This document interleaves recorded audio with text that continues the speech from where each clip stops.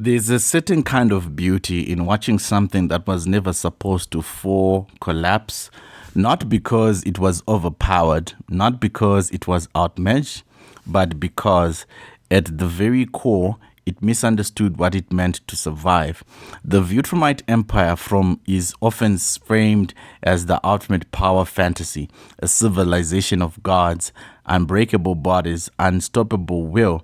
But when you really sit with their story, when you really look at what they believed, you start to realize something deeply uncomfortable. They didn't fail in spite of their own strength, they failed because of it.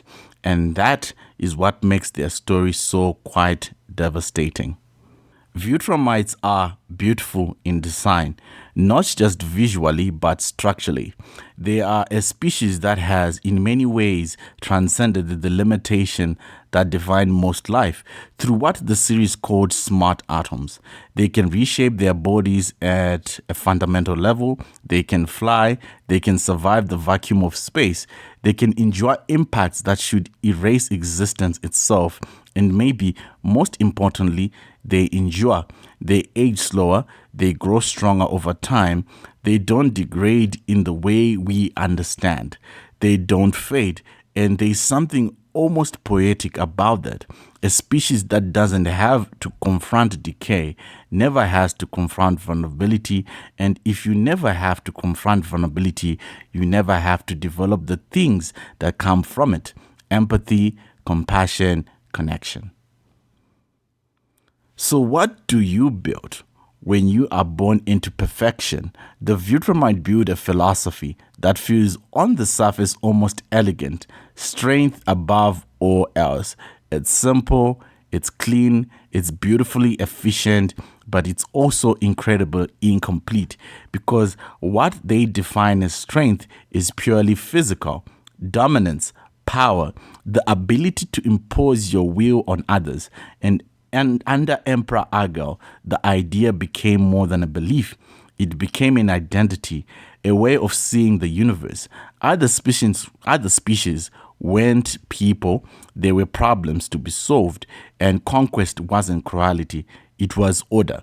But here's the tragedy: when you reduce something as complex as survival to something as singular as strength, you don't create perfection, you create fragility.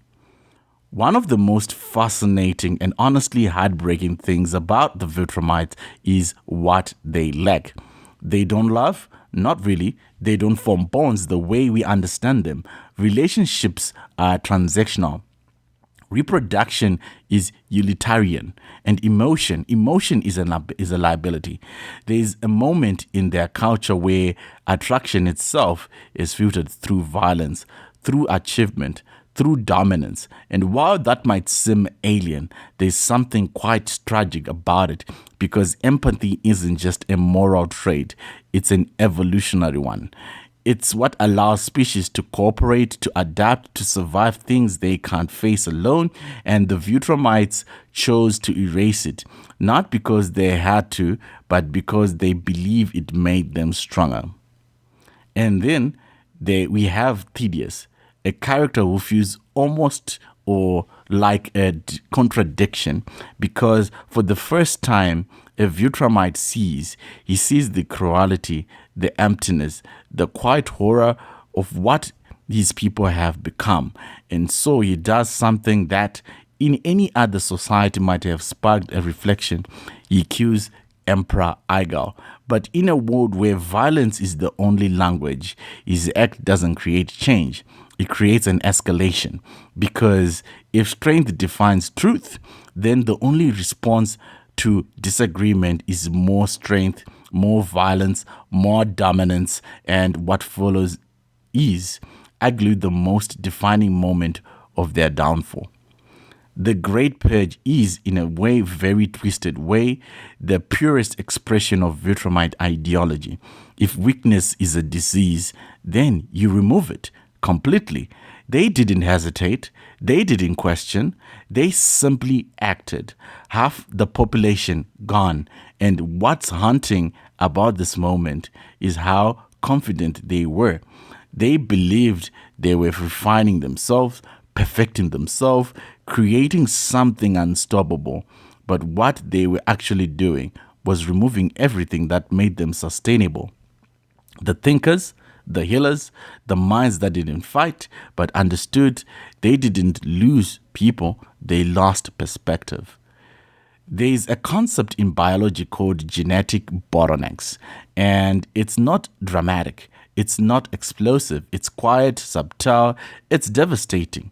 When a population becomes uniform, too similar, it loses the ability to respond to change because diversity isn't weakness, it's protection, it's possibility, and the Viltrumites, in their pursuit for perfection, erased that possibility.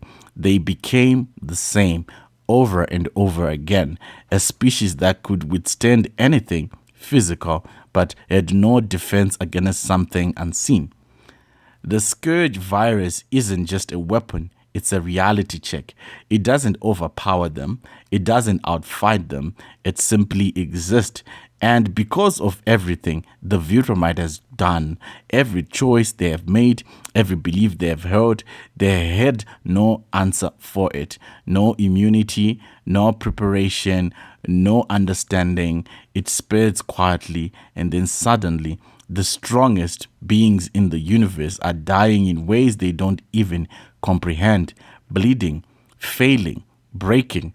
And there is something almost haunting about that imagery because for the first time they experience what every other species always has: helplessness. What remains after the virus isn't an empire, it's a memory, billions reduced to dozens, a civilization that once spanned galaxies reduced to survival.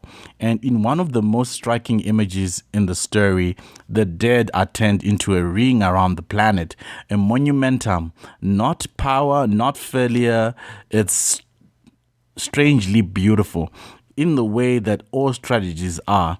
The Viltrumite believed that strength was about domination, about control, about being unchallenged. But what their story reveals is something much quieter, much more human. That real strength isn't about eliminating weakness, it's about understanding it, working with it, growing with it. Because the moment you decide that only one thing matters, you stop becoming something complex, something alive, you become rigid, predictable, fragile. Eventually you break. The Viltrumite Empire wasn't destroyed by a stronger force. It was undone by the lack of balance, a lack of perspective, a lack of humanity. And maybe that's why the story resonates, because it reminds us that even something that looks perfect, can still be incomplete. And sometimes that incompleteness is what destroys it. If you felt something watching this, there's more stories like this to explore, but sometimes the most powerful narratives aren't about who wins, but about why they fall.